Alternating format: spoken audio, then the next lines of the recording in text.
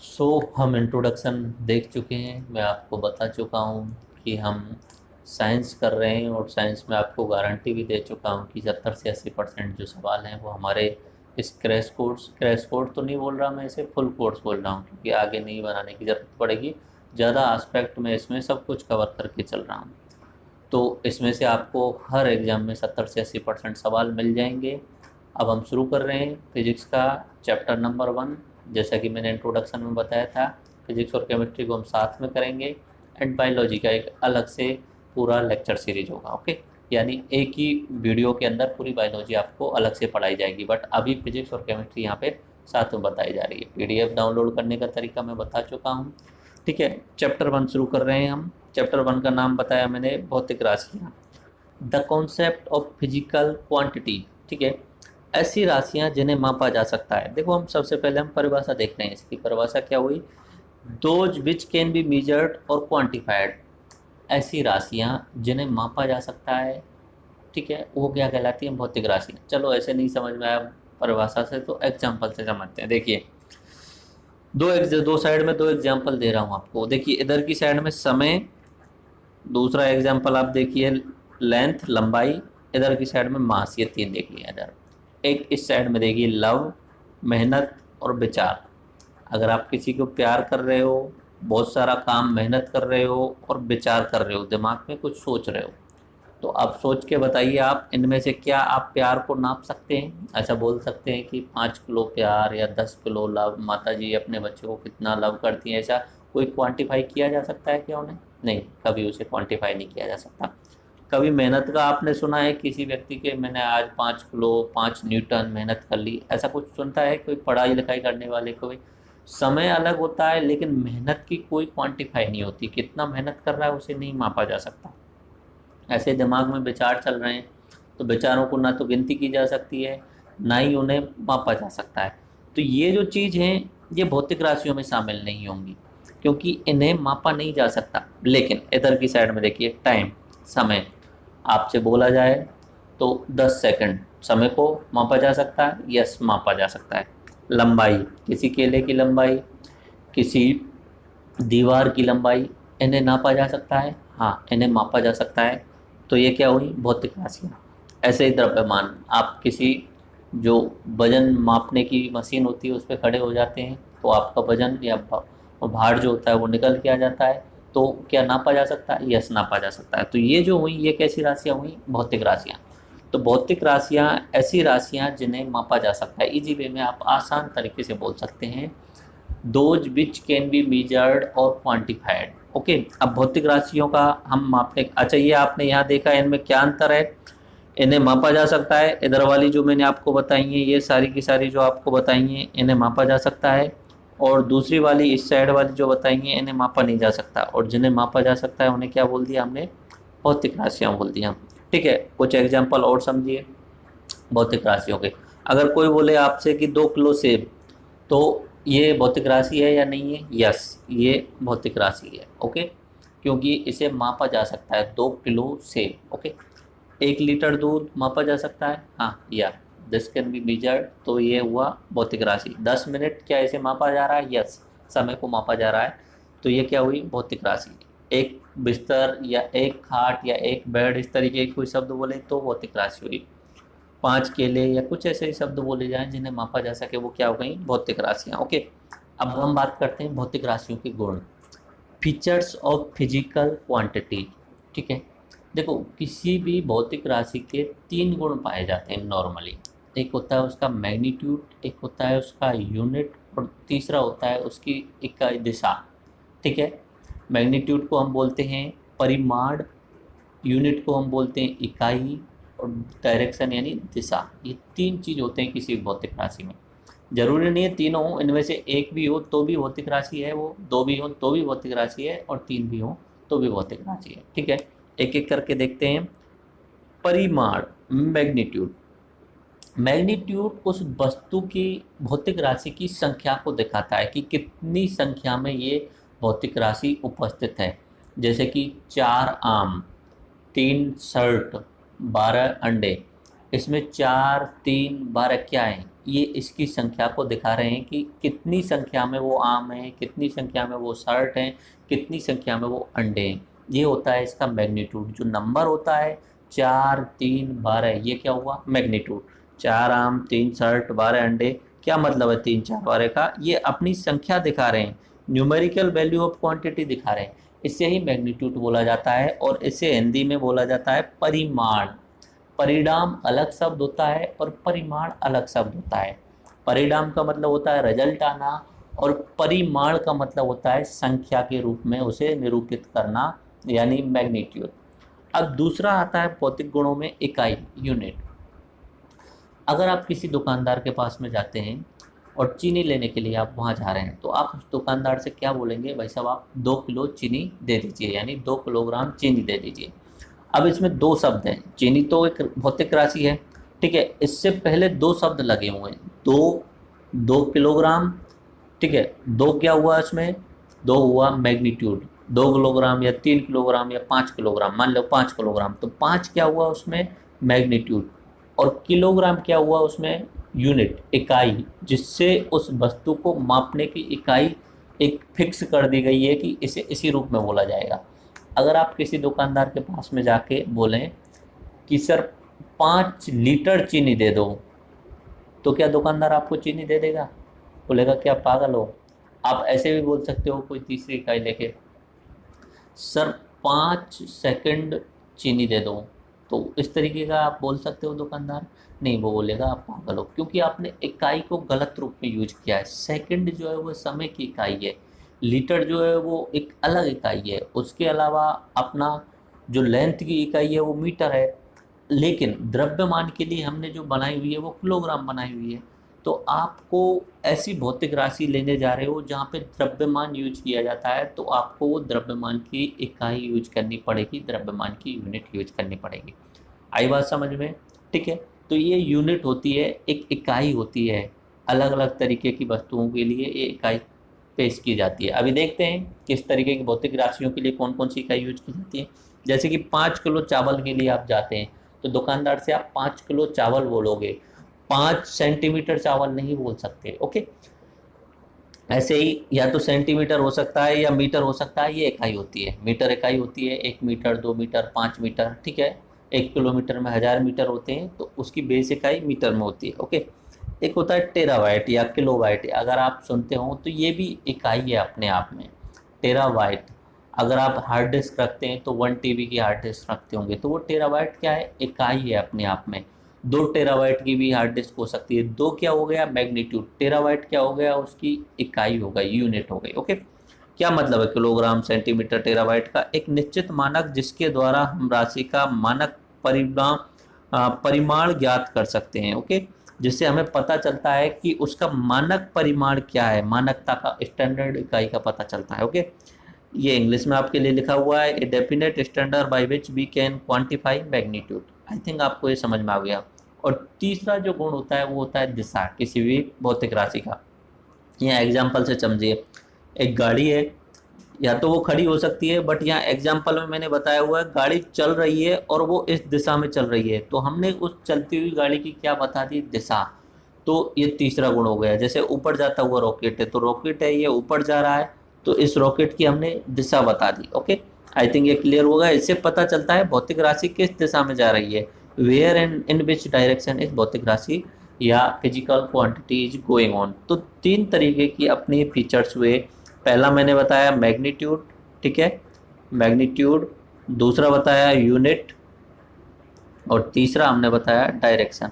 इनमें से एक भी हो तो भी भौतिक राशि का काम चल जाएगा, दो हो तो और अच्छी बात है। जैसे कि 3 शर्ट, अब 3 शर्ट में यहाँ पे हमें यूनिट लगाने की जरूरत नहीं है, यूनिट अपने आप में एक शर्ट हो जाती है। ओके, अब बहुत सारी चीज़ों के लिए अलग अलग यूनिट होती हैं, तो भौतिक राशियों के प्रकार देखते हैं। ठीक है, भौतिक राशियाँ कौन कौन सी प्रकार होते हैं? देखो, एक भौतिक राशियाँ टाइप्स ऑफ फिजिकल क्वांटिटी, एक होती है मूलभूत भौतिक राशियाँ और एक होती है व्युत्पन्न भौतिक राशियाँ। आपने सुना होगा इस तरीके से कभी, अगर 11th में साइंस ली होगी तो। एक होती है base quantities and drive quantity. Base quantity मतलब जो सब जगह काम आती हैं, मोस्टली जो सबसे बेसिक जो होती है वो क्वांटिटी। और ड्राइव्ड क्वांटिटी यानी व्युत्पन्न, इन बेस क्वांटिटीज का यूज करते हुए बनाई गई राशियां, भौतिक राशियां जो होती हैं व्युत्पन्न भौतिक राशियां होती हैं। देखो बेस क्वांटिटीज में लेंथ, मास, टाइम ये तो होते ही हैं, 3 फंडामेंटल होती हैं, इसके अलावा 4 और होती हैं। तो कुल मिला के 7 बेस क्वांटिटीज होती हैं, इंटरनेशनल सिस्टम ऑफ यूनिट्स के द्वारा डिसाइड की गई हैं, एसआई सिस्टम द्वारा डिसाइड की गई हैं। देखो दूरी, द्रव्यमान और समय ये जो होती हैं अपनी मूलभूत राशियाँ होती हैं। ओके, व्युत्पन्न राशियाँ समझने की कोशिश कीजिए अभी। जैसे कि अपना एरिया होता है, क्षेत्रफल होता है, कोई खेत है इस तरीके, तो इसके खेत के द्वारा कितना क्षेत्रफल कवर किया गया है, क्षेत्रफल कवर कितना किया गया है, तो इसके लिए हमें 2 बार लेंथ एंड लेंथ का गुणा करना पड़ता है, यानी लंबाई एंड चौड़ाई गुणा करना पड़ता है, L इंटू एल। ये भी L मान लिया, ये भी L मान लिया। मतलब बोलने को तो इसे विड्थ को आप W बोल सकते हो, बट ये आएगा अपना मीटर में ही, ठीक है, और ये भी मीटर में ही आएगा। तो क्षेत्रफल जो है वो 2 अपने बेस यूनिट से मिलकर के बन रहा है, L एंड L। तो क्षेत्रफल का जो अपना निकल के आता है मीटर स्क्वायर निकल के आता है। तो इस तरीके से ये व्युत्पन्न राशि है, दो बेस जो क्वांटिटीज है उनका से मिलकर के अपना क्षेत्रफल वाला बन रहा है। वॉल्यूम क्या होता है कि किसी वस्तु द्वारा कितना स्थान घेरा जा रहा है, ये होता है उसका वॉल्यूम, आयतन, ठीक है। तो आयतन में 3 यूज किए जाते हैं, लंबाई, चौड़ाई एंड ऊंचाई, L into L into L. और अपना वॉल्यूम का जो मात्रक यूज करते हैं हम MQ यूज करते हैं, आपने सुना होगा, ठीक है। क्षेत्रफल का M स्क्वायर यूज करते हैं, मीटर स्क्वायर। वॉल्यूम आयतन का MQ यूज करते हैं। ऐसे ही आता है एक शब्द डेंसिटी। अब ये भी किससे मिलकर बना हुआ है, वॉल्यूम भी अपना लेंथ वाली बेस क्वांटिटी से मिलकर बना हुआ है। डेंसिटी का मतलब होता है कि किसी पदार्थ के अंदर कितनी मात्रा में पदार्थ भरा जा सकता है, किसी जो वस्तु के द्वारा जो जगह घेरी जा रही है उसके अंदर कितना पदार्थ भरा जा रहा है, यानी मास अपॉन वॉल्यूम, उसका द्रव्यमान, उसमें हम अपना आयतन का भाग दे देते हैं, तब निकल के आ जाता है उसका घनत्व, ठीक है। कितना, जैसे बोल सकते हो इसमें कितना गहराई से उसमें द्रव्यमान भरा गया है, ये होता है वॉल्यूम, ठीक है। तो उसमें हम क्या यूज करते हैं, मास अपॉन वॉल्यूम। तो ये ड्राइव जो निकल के आ रहा है मास का जो अपना किलोग्राम होता है, और वॉल्यूम का अपना जो होता है यूनिट जो होता है MQ होता है। तो ये ड्राइव्ड है 2 चीज़ों का यूज करते हुए। ओके, तो बेस यूनिट तो जो हो गई जो हमने फिक्स कर रखी है, कुल मिला के 7 फिक्स कर रखी हैं। बेस में भी फंडामेंटल ये 3 है, दूरी, द्रव्यमान और समय, ये तो आपको याद रखनी है। दूरी, द्रव्यमान और समय आपको याद हो जाएंगी। और व्युत्पन्न राशियाँ बहुत होती हैं, बहुत सारी होती हैं जो इनका उपयोग करते हुए बनाई जाती हैं। जैसे दूरी तो ये हो गई अपना लेंथ वाला, जैसे कि स्पीड, त्वरण, ये सारी जो होती हैं व्युत्पन्न राशियाँ होती हैं। अपनी बेसिक क्वांटिटीज को यूज करते हुए बहुत सारी ड्राइव्ड क्वांटिटी बनाई जाती हैं। ओके, तो कुल मिला के 7 मूलभूत राशियाँ हैं। व्युत्पन्न राशियाँ मूलभूत राशियों से मिलकर के बनती हैं। आई थिंक ये आपको क्लियर हुआ। अब हम एक एक करके मूलभूत राशियों को देखते हैं। एग्जाम में कुछ भी पूछा जा सकता है, तो सारी चीज़ों को हम कवर करेंगे, सारे एस्पेक्ट को। बेस क्वांटिटीज में 3 मैंने आपको बताई, लेंथ, मास एंड टाइम। ये तो है अपनी फंडामेंटल क्वांटिटीज। ओके, अब इसमें पहले क्वांटिटी लिखी हुई है, उसका SI यूनिट लिखा हुआ है और सिंबल लिखा हुआ है। SI यूनिट से घबराए नहीं, आगे थोड़ी सी देर में हम समझा देंगे SI यूनिट क्या होता है। सिंबल यानी उसका प्रतीक चिन्ह हम क्या यूज करते हैं, ये हुआ। लेंथ का SI यूनिट है मीटर, और उसे प्रतीक जो है वो M के रूप में, स्मॉल m के रूप में उसे प्रेजेंट किया जाता है, रिप्रेजेंट किया जाता है। द्रव्यमान, मास का जो SI यूनिट है वो किलोग्राम है, और उसे रिप्रेजेंट किया जाता है kg के रूप में। टाइम, उसका SI यूनिट है सेकंड, और इस रिप्रेजेंट किया जाता है S के रूप में। तो ये 3 तो आप याद रखेंगे, मीटर, किलोग्राम एंड सेकंड। थोड़ी देर में आपको समझ में आएगा, MKS पद्धति से बोला जाता है। उसके अलावा आपको ये 4 और कोशिश करनी है याद करने की। एक होता है विद्युत प्रवाह, एक होता है तापमान, एक होता है अमाउंट ऑफ सब्सटेंट यानी पदार्थ की मात्रा, और एक होता है प्रकाश की तीव्रता। ये भी अपनी बेस क्वांटिटीज में यानी मूलभूत राशियों में शामिल की गई हैं। देखिए, विद्युत प्रवाह का जो SI यूनिट है वो एम्पियर है, और उसे रिप्रेजेंट किया जाता है सिंबल के रूप में, A सिंबल के रूप में, कैपिटल A, इस तरीके से अपना एम्पियर के रूप में उसे रिप्रेजेंट किया जाता है सिंबल के रूप में। तापमान तापमान का जो एसआई यूनिट है वो केल्विन है और उसे इस तरीके से दिखाया जाता है। पदार्थ की मात्रा, उसका एसआई यूनिट है मोल और उसे MOL इस तरीके से सिंबल में दिखाया जाता है। उसमें से ई को हटा लिया जाता है, बाकी मोल में ई होता है। और प्रकाश की तीव्रता उसे कैंडेला और जिसे CD के रूप में दिखाया जाता है। ओके, अब जैसा कि अभी मैंने बता रहा था कि भौतिक राशियों को मापने का तरीका हम कौन सा यूज करेंगे। हमारे यहाँ पे पुराने समय पे आपने कभी सुना होगा कि दूरी मापने के लिए कोस यूज किया जाता था। बाकी कुछ पदार्थ या जिसे पत्थर के बाट बोला जाता था वो यूज किया जाते थे अपने यहाँ वजन मापने के लिए। ठीक है, अब वो इंटरनेशनल सिस्टम से अलग थे।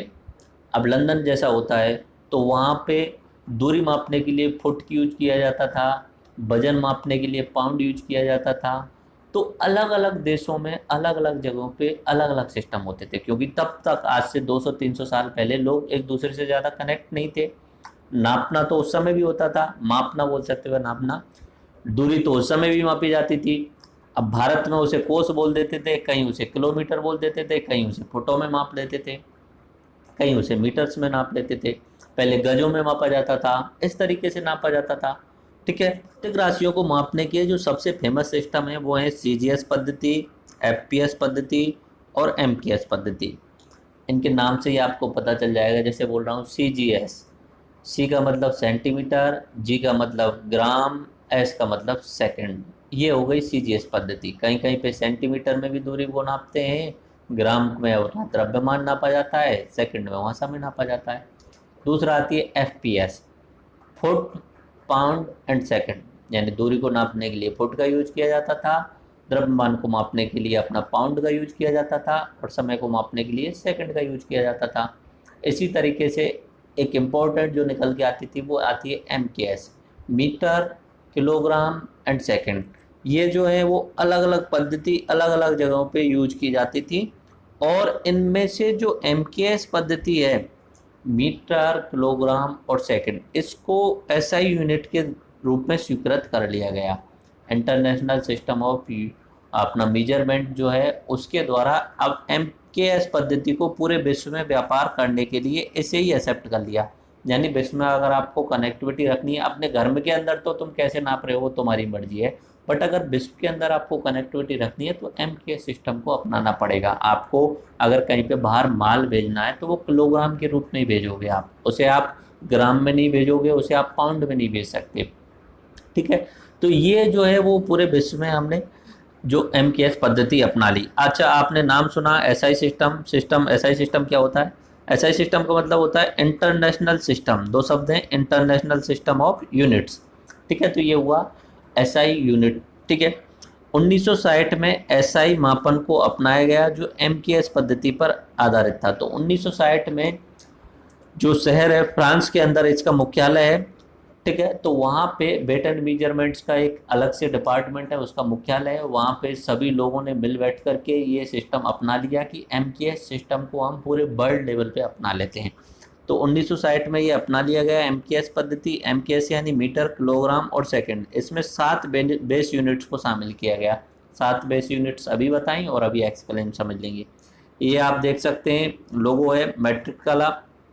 ओके, अब देखते हैं एक एक करके सातों बेसिक यूनिट्स को। लेंथ, लंबाई क्या होती है? ओके, किसी वस्तु की सीमा का मापन जो होती है वो लंबाई होती है, इसे मीटर में व्यक्त किया जाता है। यहाँ पे कुछ एग्जाम्पल तो क्या है आप आसानी से समझ सकते हैं, लंबाई आप सब जानते हैं। ओके, जैसे ये पेंसिल, ये पेंसिल, ये पेंसिल, तीनों में आप कंपैरिजन करेंगे तो कौन सी लंबी है आप देखेंगे, देखते ही आपको पता चल जाएगा। बट मापने के लिए आपके सामने वस्तु होनी चाहिए, आपके पास में मापने का मीटर वाला फीता होना चाहिए, तो आप उसकी लंबाई माप सकते हैं। ओके, अब कुछ शब्द जो होते हैं एग्जाम में पूछे जाते हैं वो शब्द देखिए, जैसे कि प्रकाश वर्ष क्या होता है, ये भी अपनी मापने की इकाई है। प्रकाश वर्ष, एक वर्ष में प्रकाश के द्वारा तय की गई दूरी प्रकाश वर्ष कहता है। मतलब सूर्य से जो किरण आती हैं उनकी जो गति होती है 3 लाख किलोमीटर पर सेकंड जो होती है, एक वर्ष में उस किरण के द्वारा कितनी दूरी तय की जा रही है, इसे क्या बोला जाता है? प्रकाश वर्ष। ये होती है अपनी इकाई होती है किस चीज़ की, मापने की। तो बड़े लेवल पे अगर हमें मापना है, हमें अगर बहुत दूर दूर की अपनी स्टार्स को या तारों को मापना है, तो हम उसे प्रकाश वर्ष के रूप में उसे रिप्रेजेंट करेंगे। अगर उसे मीटर में बताने लग जाए तो बहुत ज़्यादा मीटर्स बोलने जाएगा, बट आसान तरीके से बोल सकते हैं कि भाई 3 प्रकाश वर्ष दूर है, 4 प्रकाश वर्ष दूर है वो आकाशगंगा, इस तरीके से बोला जा सकता है। प्रकाश वर्ष का मतलब क्या हुआ, एक वर्ष में प्रकाश की किरण के द्वारा तय की गई दूरी, वो क्या होता है, प्रकाश वर्ष। ओके, प्रकाश द्वारा एक वर्ष में तय की गई दूरी प्रकाश वर्ष। दूसरी ऐसे ही एक लंबी दूरी की नापने के लिए एक इकाई होती है एस्ट्रोनॉमिकल यूनिट, यानी सूर्य और पृथ्वी के बीच की दूरी जो है उसे एस्ट्रोनॉमिकल यूनिट बोला जाता है।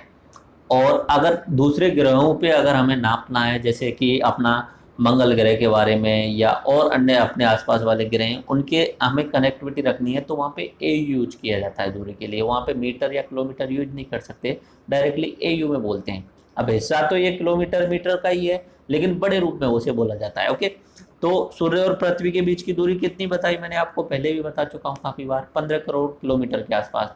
थोड़ा बहुत कम ज़्यादा हो सकती है, बट इतना आपको याद रखना है।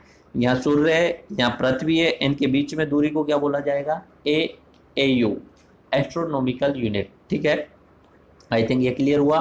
अगला एक इसी से रिलेटेड एक शब्द आता है पारसेक।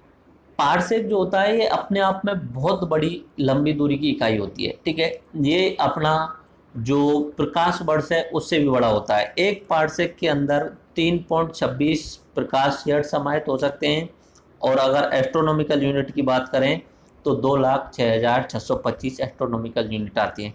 ओके, और अगर हम एक प्रकाश वर्ष में कितने एस्ट्रोनॉमिकल यूनिट हैं तो ये डिसाइड करने लग जाएंगे, तो 63,241 एयू निकल के आती है। कैसे निकल के आई ये आप खुद सोच सकते हैं। एक एयू का मतलब कितना हुआ, 15 करोड़ किलोमीटर। ओके, अब एक प्रकाश वर्ष का कितना मतलब हुआ, 3 लाख किलोमीटर इंटू 365 दिन इंटू 24 घंटे इंटू 60 मिनट इंटू 60 सेकेंड, और उसमें आप 15 करोड़ किलोमीटर का भाग दे देंगे, तब ये संख्या निकल के आएगी 63,241 एस्ट्रोनॉमिकल यूनिट। आई थिंक ये आपको क्लियर हुआ। अगली भौतिक राशि की तरफ चलते हैं, समय।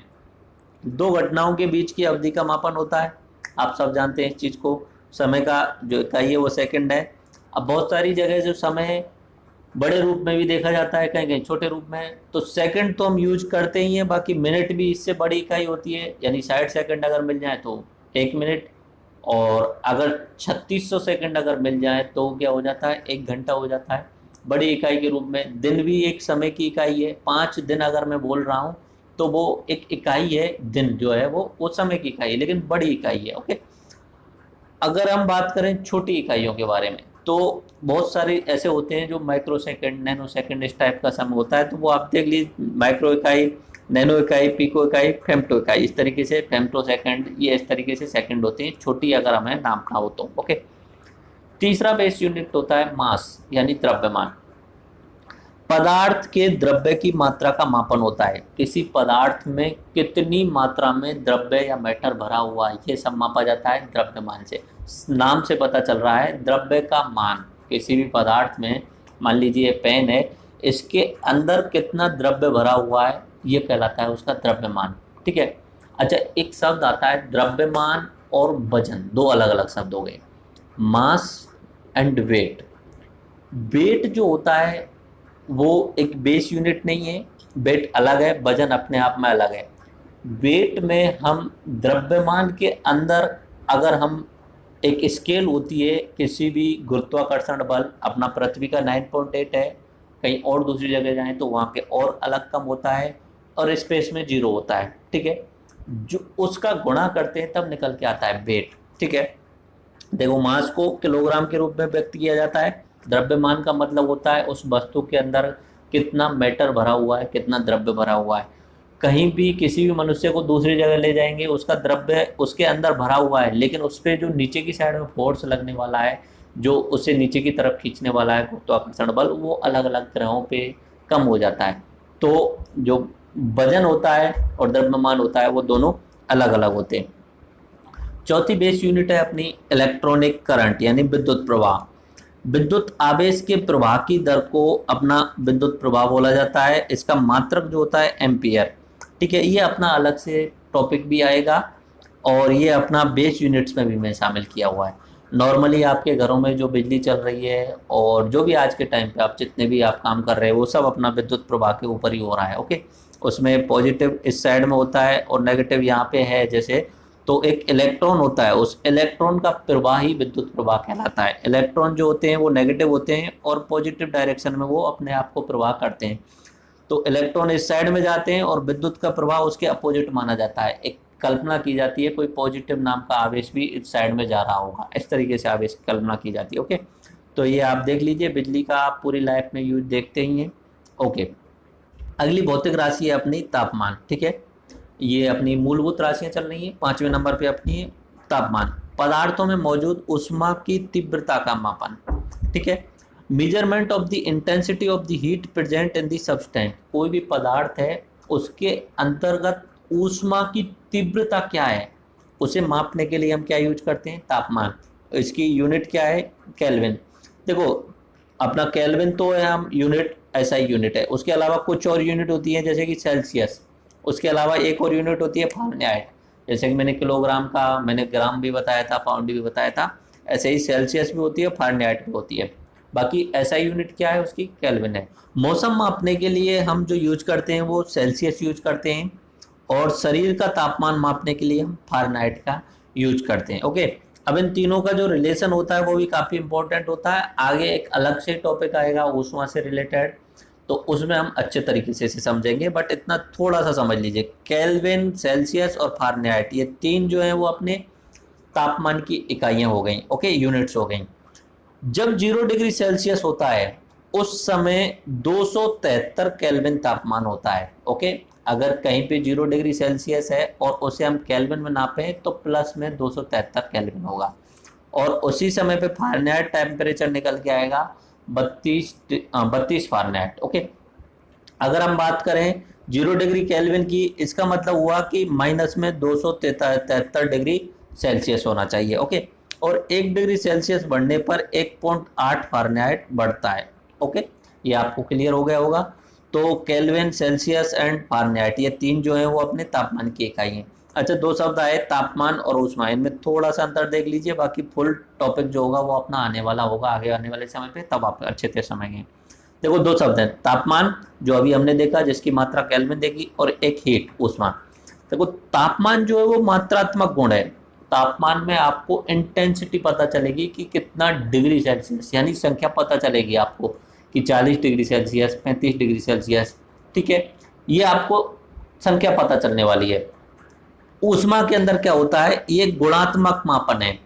ऊष्मा के अंदर संख्या नहीं पता चलेगी, ऊष्मा से बस इतना पता चलेगा कि कोई वस्तु गर्म है या ठंडी है, और ये कंपैरेटिव होता है, तुलनात्मक रूप से होता है। गुणात्मक का मतलब क्या हुआ, इससे वस्तु के गर्म या ठंडे होने का पता चलता है कि वस्तु हॉट है या कोल्ड है, इस तरीके से पता चलता है। सिर्फ कितना हॉट है कितना कोल्ड है ये सब किससे पता चलने वाला है, तापमान से पता चलेगा। ओके, कितना गर्म और कितना ठंडा, यानी मात्रा का मापन क्या करेगा, तापमान करेगा। ये जो है अपना तापमान, ये एनर्जी का रूप नहीं है, not a form of energy, जबकि ऊष्मा जो है वो एनर्जी का फॉर्म है। इसका बेस यूनिट जो है वो ये जो है अपने आप में बेस यूनिट है। ओके, ये मतलब मूलभूत राशि है तापमान, मैंने बताया 7 बेस यूनिट्स में, और हीट जो है वो डिराइव्ड यूनिट है। इसका मात्रक केल्विन है और इसका मात्रक जूल है। ऊष्मा का मात्रक जूल और तापमान का मात्रक केल्विन हुआ। ओके, अगला 6वें नंबर पे अपना बेसिक यूनिट कौन सा है, अमाउंट ऑफ सब्सटेंट, यानी पदार्थ की मात्रा। किसी पदार्थ में कणों की संख्या क्या है, ये भी अपना बेस यूनिट है, यानी मूलभूत भौतिक राशि है। इसका मात्रक यूज करते हैं मोल, स्पेलिंग MOLE।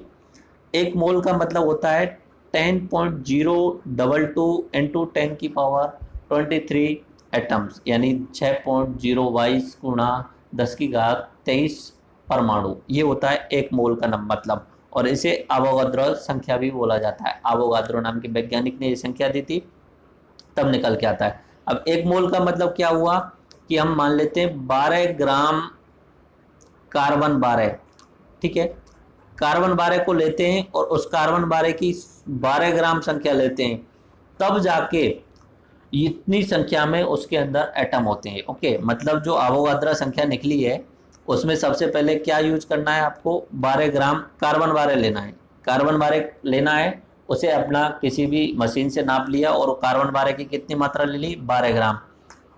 इतने 12 ग्राम कार्बन 12 अलग अलग कार्बन के समस्थानिक होते हैं, कार्बन 14, कार्बन 12, इस तरीके से। तो कार्बन 12 लेना है। 12 ग्राम कार्बन 12 में इतने एटम आपको मिल जाएंगे, 6.022 इंटू 10⁻23 एटम्स परमाणु। अब 23 कितना होता है ये आप दिमाग से सोचने की कोशिश कीजिए, 10⁻23, 10 के बाद में 23 जीरो आपको लगानी है। इतने एटम 12 ग्राम कार्बन में मिलने वाले हैं आपको। सिर्फ 12 ग्राम कार्बन के अंतर्गत इतने एटम, बिलियन ट्रिलियन भूल जाइए, उससे भी आगे जाइए। तो किसी भी अपना जो पदार्थ होता है उसके अंदर परमाणु की संख्या बहुत ज़्यादा होती है, एटम्स की संख्या बहुत ज़्यादा होती है। तो पदार्थ की मात्रा मापने के लिए हम क्या यूज करते हैं, मोल का यूज किया जाता है। ये एसआई यूनिट है। ओके, इस पे यहाँ पे लिखा हुआ है डेफिनेशन में, mole is the amount of substance that contain the same number of particles, atom, ions, molecule as there were atoms in the 12 gram of carbon 12 के 12 ग्राम में उपस्थित परमाणु की संख्या। अब जैसे कि हम यहाँ पे एग्जांपल लेते हैं, एक टेबल साल्ट या नमक ले लेते हैं, तो उस नमक के एक मोल के लिए मतलब 10⁻23 वाला जो एटम्स है, उतने एटम्स के लिए हमें 58.4 ग्राम नमक चाहिए होगा। ओके, ऐसे ही अपना नीला तोता होता है, उसका एक मोल जो होता है वो 160 ग्राम के बराबर होता है, और अपना ग्लूकोज जो होता है उसका एक मोल जो होता है वो उसमें 180 ग्राम के बराबर होता है। ओके, ये बात आपको क्लियर हो गई होगी। बाकी अपना ये अवोगाद्रो नंबर वगैरह और ये जो है हम अपना एटम वाला जो केमिस्ट्री में टॉपिक आएगा परमाणु संरचना, उसमें भी अच्छे तरीके से समझाने की कोशिश करूंगा। ओके, प्रकाश की तीव्रता ये अंतिम बेस यूनिट है। मात्रक क्या है, कैंडेला, एंड एक मोमबत्ती के द्वारा एक कैंडेला की तीव्रता का प्रकाश किया जाता है नॉर्मली। तो ये सामान्य मात्रक है, ऐसा यूनिट का मात्रक है। ओके, अब भौतिक राशियों में भी और कुछ गुण पाए जाते हैं। कुछ भौतिक राशियां ऐसी होती हैं जिनमें दिशा दी जाती है, कुछ भौतिक राशियां ऐसी होती हैं जिनसे हमें दिशा का ज्ञान नहीं होता है। अब जिनसे हमें दिशा का ज्ञान हो रहा है, यानी दिशा उनमें सहित है, जुड़ी हुई है, तो सदिश, और जिनमें हमें दिशा का ज्ञान नहीं हो रहा है, अज्ञात है और इसके बारे में दिशा, तो अदिश। अमान्य नहीं, दिश यानी दिशा, जिसमें दिशा नहीं है, सामान्य है और दिशा यानी सदिश। ठीक है, तो जैसे कि ये कार चल रही है यहाँ पे, और कार के नीचे लिखा car is travelling with the speed of 40 kilometre. हमें इतना पता चल गया कि कार 40 किलोमीटर प्रति घंटे के हिसाब से चल रही है। अब हमें ये पता चला कि किस दिशा में चल रही है, नहीं चल रही है, नहीं पता चला। ओके, तो दिशा नहीं पता चला, तो ये कार जो है उसके बारे में हमें कैसी राशि मिली, हमें स्पीड जो मिली वो अदिश मिली। ओके, अगर हमें कोई बता दे car is travelling toward the east with speed of 40 kilometre, यानी इसने बोल दिया कि ईस्ट दिशा में कार जा रही है और 40 किलोमीटर पर आवर की दिशा से जा रही है, यानी इसमें क्या बोल दिया हमने, दिशा बता दिया। तो ये कैसी राशि हुई, सदिश। सदिश को इंग्लिश में बोलेंगे वेक्टर, और अदिश को हम इंग्लिश में बोलेंगे स्केलर। ओके, स्केलर, अदिश, सदिश यानी वेक्टर। ओके, इससे सिर्फ मात्रा या मैग्नीट्यूड दिया होता है, कोई दिशा का ज्ञान नहीं होता। इसमें मात्रा और दिशा दोनों दी गई है, मैग्नीट्यूड एंड डायरेक्शन दोनों मिल जाएंगे। इसके एग्जांपल देखते हैं, जैसे कि दूरी। किसी व्यक्ति ने आपसे बोल दिया कि मैं आपसे 10 किलोमीटर दूर हूँ। ठीक है, 10 किलोमीटर दूरी हो गई। अब ये अदिश है, जब तक उसने दिशा नहीं बताई है तब तक वो जो दूरी बताई है वो अदिश हो गई। सिर्फ अमाउंट बता दिया 10 किलोमीटर, दिशा नहीं बताई उसने। ओके, विस्थापन क्या होता है, विस्थापन में हम डिस्प्लेसमेंट में हम दूरी के साथ साथ में उसमें हम दिशा भी बताते हैं। 10 किलोमीटर ईस्ट में हूँ आपसे, आप जहाँ पे हो उसके 10 किलोमीटर ईस्ट में आ जाओ तो मैं आपको मिल जाऊंगा। इस तरीके से उसने दिशा बता दी। ऐसे ही होता है स्पीड। स्पीड में बोल दिया कि 5 मीटर पर सेकंड चल रही है, लेकिन दिशा नहीं बताया। गति यानी वेलोसिटी अपने आप में एक सदिश राशि है जिसमें हमें दिशा बोलनी पड़ती है। 5 मीटर पर second in north, in south, जो भी बोलना है वो दिशा हमें यूज करनी पड़ेगी। ऐसे ही पावर जो होता है उसमें 10 वाट पावर बता दिया, लेकिन दिशा नहीं होती। जबकि बल जो होता है वो आपको किसी न किसी डायरेक्शन में लगाना होता है, तो वो सदिश राशि है अपने आप को। ओके, तो भौतिक राशियों में सदिश और अदिश आपको समझ में आ गया होगा आई थिंक। सदिश जिसमें दिशा का ज्ञान होता है, अदिश जिसमें हमें दिशा का ज्ञान नहीं होता है, सिर्फ मैग्नीट्यूड हमें मिल जाता है। अच्छा, यहाँ पे कुछ एग्जाम्पल और देखते हैं। अगर किसी पदार्थ को तोड़ते हैं तो क्या होता है। ये अब सारी की भौतिक राशियों के गुण चल रहे हैं, हम जितना भी बताए ना, पहले बेस क्वांटिटी बता दें, उसके फीचर्स वजह से बताए कि उसमें हमें मैग्नीट्यूड पता होना चाहिए, यूनिट पता होना चाहिए और उसका डायरेक्शन पता होना चाहिए, उसके आधार पर भौतिक राशियां बता दी। अब दिशा के आधार पर मैंने दो बता दी, सदिश भौतिक राशियां और अदिश भौतिक राशियां। अब इनके गुण, बिखरने के गुण कैसे होते हैं इनके, तो वो गुण के आधार पे भी आंतरिक इनके गुण होते हैं और बाह्य गुण होते हैं, तो वो दोनों अभी देख लेते हैं। देखिए, अगर किसी पदार्थ को तोड़ने तो क्या होता है, मान लीजिए यहाँ पे एक बड़ी बर्फ का टुकड़ा है, उसे हमने छोटे छोटे बर्फ के टुकड़ों में यहाँ पे तोड़ दिया है, तो अब इसमें खुद से सोच के बताइए क्या इनके तापमान में अंतर आएगा। बड़ी वाली बर्फ का तापमान, जैसे अपना ये वाला जो बर्फ है इसका तापमान 2 डिग्री सेल्सियस है, ओके, तो इनके छोटे छोटे टुकड़े, इनका तापमान कम हो जाएगा या वही रहेगा, इनका तापमान वही रहेगा, कोई चेंज नहीं आने वाला है। अब बर्फ को तोड़ेंगे उसका तापमान जो है वो वही रहेगा, छोटे छोटे टुकड़ों का भी। अभी हम छोटे टुकड़ों का बात कर रहे हैं, ओके। क्या छोटे टुकड़ों का घनत्व बदल जाएगा? नहीं, छोटे टुकड़ों का घनत्व नहीं बदलेगा, ओके। आप किसी भी बड़ी चीज को तोड़ेंगे तो उसका ना तो तापमान बदलेगा तोड़ने से, ना ही उसका घनत्व बदलेगा। क्या उसकी कठोरता बदल जाएगी? नहीं, उस छोटे जो अणु आ रहा है, छोटा जो टुकड़ा आ रहा है, उसके अंदर की कठोरता नहीं बदलेगी। तो ये तापमान नहीं बदला, घनत्व नहीं बदला, कठोरता नहीं बदली। लेकिन अब हम बात करते हैं द्रव्यमान की। मान लिया कि ये 10 kg द्रव्यमान का था, तो ये छोटा वाला जो होगा वो अपने आप में बदल जाएगा। अगर 3 बने तो ये तीन बने तो 3 के आसपास के बने होंगे, या 9 kg मान लेता हूं तो 3 के आसपास के बनेंगे। तो द्रव्यमान जो है वो चेंज हो गया छोटे टुकड़े का, यस चेंज हो गया। आयतन चेंज हो गया, यस आयतन भी चेंज हो जाता है। इसका आयतन ज्यादा होगा और इन छोटे वाले टुकड़ों का आयतन कम होगा। और इसे मूव करने के लिए जो हमें बल चाहिए, force required to change ice cube, तो यहाँ पे हमें ज़्यादा बल लगाना पड़ेगा और इस छोटे वाले को हटाने के लिए हमें कम बल लगाना पड़ेगा, तो वो भी चेंज हो गया। तो दो तरीके की राशि, मतलब यहाँ पे गुण देखे आपको, एक तो जो हुए जो चेंज नहीं हो रहे हैं और एक चेंज हो रहे हैं, जैसे तापमान चेंज नहीं हो रहा, घनत्व चेंज नहीं हो रहा, कठोरता चेंज नहीं हो रही, द्रव्यमान चेंज हो रहा है, आयतन चेंज हो रहा है और जो बल रिक्वायर्ड है वो भी चेंज हो रहा है। तो इन दो तरीकों के आधार पे हमने पदार्थ के दो गुण निकाल दिए, आंतरिक गुण और बाह्य गुण, ठीक है। आंतरिक गुण जो होते हैं वो do not depend on the size and amount, वो वस्तु के आकार और उसकी मात्रा पे निर्भर नहीं करते हैं। बाह्य गुण क्या होते हैं, वो साइज एंड अमाउंट पे निर्भर करते हैं। आंतरिक गुण को बोलेंगे इंट्रिंसिक प्रॉपर्टीज एंड बाह्य गुण को बोलेंगे एक्सट्रिंसिक प्रॉपर्टीज, ओके। एग्जाम्पल देख लीजिए, आंतरिक गुण कौन कौन से एग्जाम्पल हैं। घनत्व, ये चेंज नहीं होगा घनत्व। चालकता, कंडक्टिविटी चेंज नहीं होगी, तापमान चेंज नहीं होगा, ये सब कैसे हैं, उसके आंतरिक गुण हैं, अंदर वाले गुण हैं। बाह्य गुण जैसे द्रव्यमान बदल जाएगा, आयतन बदल जाएगा, बल रिक्वायर्ड है जो बदल जाएगा, और उसके अंदर कितना आवेश है ये बदल जाएगा। आवेश बदल जाएगा लेकिन कंडक्टिविटी नहीं बदलेगी, ओके। तो इस तरीके से हमने अपना भौतिक राशियों वाला टॉपिक नंबर 1 कंप्लीट कर लिया है। इसमें मैंने आपको ये बताया कि भौतिक राशियाँ क्या होती हैं, भौतिक राशियों के मैंने गुण बताए, मैग्नीट्यूड का मतलब बताया, मैग्नीट्यूड यानी परिमाण, उसके बाद में हमने यूनिट का मतलब बताया, इकाई, और उसके बाद में हमने बताया दिशा, ठीक है। दिशा के आधार पे भी दो तरीके के मैंने बताए, कुछ ऐसे होते हैं जिनमें दिशा दी हुई है सदिश, और ऐसे भौतिक राशियाँ होती हैं जिनमें दिशा नहीं दी हुई है, वो अदिश होती हैं, ओके। उसके बाद में मैंने आपको FPS, MKS, CGS और SI यूनिट्स का सिस्टम बताया। 7 भौतिक राशियाँ, मूलभूत भौतिक राशियाँ मैंने आपको बताई थी, ठीक है, जिनमें से समय, द्रव्यमान और लंबाई, ये 3 मूलभूत भौतिक राशियाँ बताई थी। बाकी 7 बताई थी, 4 और जोड़ी थी मैंने उसके साथ साथ में।